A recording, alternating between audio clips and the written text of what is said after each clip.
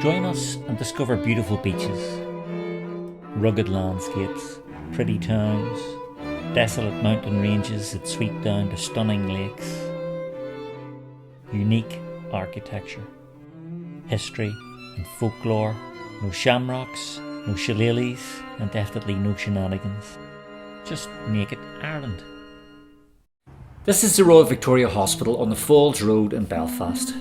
It's significant that we start our film here, as during the period of the Troubles, which is the focus of this film, this hospital was considered one of the best hospitals in the world for the treatment of gunshot wounds. Obviously, practice makes perfect, and this place had a lot of practice during the 30 years of violence, particularly in treating gunshot wounds to the knee, which was how the IRA in West Belfast meted out its punishments for antisocial behaviour.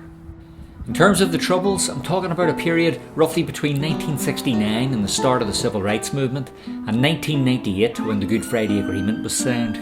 During that time, this road we were on, the Falls Road, a main thoroughfare through Catholic West Belfast reaching from Belfast city centre right out to the suburbs of Andersonstown, saw perhaps more civil conflict than any other part of the city. Stay tuned because we're going to look at some of that conflict today and match some of the terrible photographs that documented the worst riots this city has seen with the relatively peaceful and ethnically diverse area this place has become since the peace process. Now in the 1970s and particularly at the start of the 1980s, this road and many of the other roads off the falls were not just a venue for occasional trouble but were consistently in turmoil. Indeed, for the residents of West Belfast, this meant that it became impossible to use public transport, as bus services on these routes were immediately cancelled at the slightest hint of civil disturbance. In fact, it was often the hijacking and burning of a bus that signalled the start of another bout of unrest here. The company Ulsterbus lost many of its fleet in attempting to serve people of West Belfast. We're at the junction now of Falls, Grosvenor and Springfield roads, and as you can see from this photograph, this was a particular flashpoint.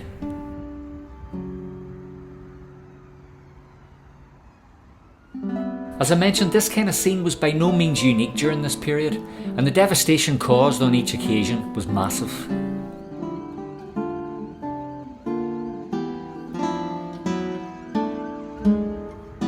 Even after a clear-up of a scene like this, which in some cases went on for days, the tarmac will have melted and paving stones will have been broken up by mobs of kids to use as missiles to throw at the British soldiers.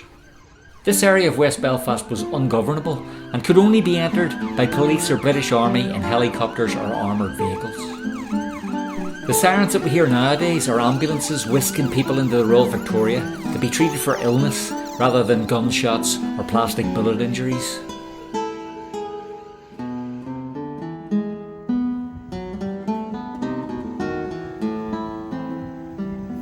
Before we continue, take a quick moment to give the film a like and of course subscribe if you find it useful or informative. I'd really appreciate that. Here we see a group of kids playing in the aftermath of a hijacked bus used as a barricade. On one occasion, during one of the most violent riots of the 1980s, during the hunger strikes at the Maze prison, the steel lampposts were even cut down and thrown across the road. And yet this part of Belfast always had potential, it just didn't perhaps seem that way in the 70s and 80s. Right next to this notorious junction we have the spacious Dunville Park, nicer now than it was in those days admittedly, but I don't think there was anything about this space then that made people feel any particular pride.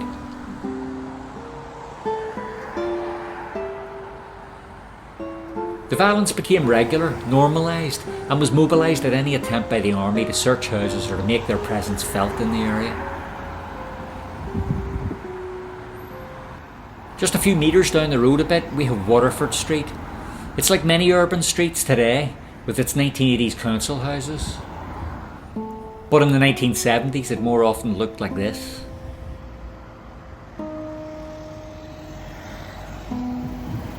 We're heading back up to the crossroads now, and we can see one of the glider buses, Belfast's current transport pride. How things have changed. It would have been unthinkable during the Troubles to run a new state-of-the-art transport system up this road. If you'd like to donate to Naked Ireland to enable future videos, you can buy me a pint. Go to the second paragraph in the comments and you'll find a link there to a donation page. All donations are so welcome. And there's so much work involved in these videos that every donation matters.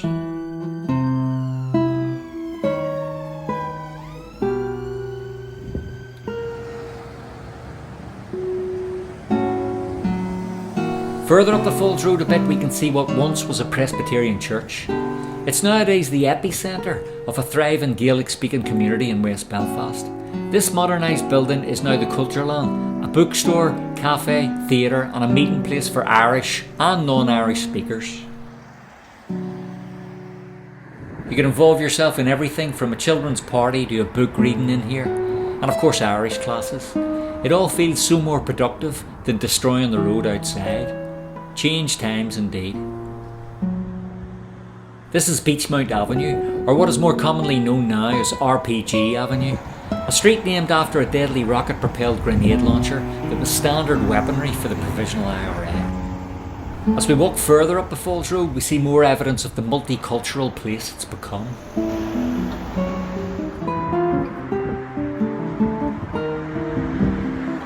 And again, just here, at what was once Beachmount Leisure Centre, it's very easy to recall a very different environment, one where pointed guns were part of everyday life. The Leisure Centre closed down in 2008 and is now the campus of the Manskull First Year, Belfast's only secondary level Irish medium school, again testament to the importance of the Falls Road as an Irish speaking region. Across the road here we have the James Connolly Visitor Centre, housed in what would have once been two old townhouses. Now I have my back to the Rock Bar, a pub on Rockmore Road, and I'm facing a wall which isn't entirely devoid yet of political statements, although as you can see nowadays they're a little more contrived than they were in this photo, taken at the time of the hunger strikes in the 1980s.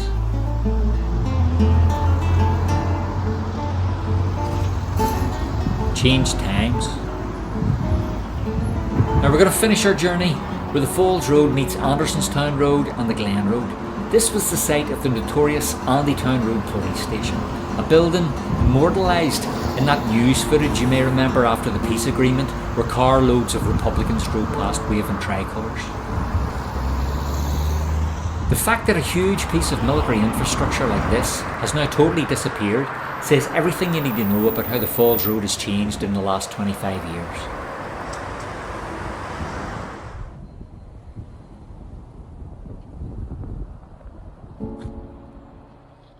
This little triangular park is what remains of Andytown Barracks. Positive change, I think you'll agree. Thanks for watching, please like and subscribe, buy me pints as directed earlier, and I'll see you all in the next Naked Ireland video.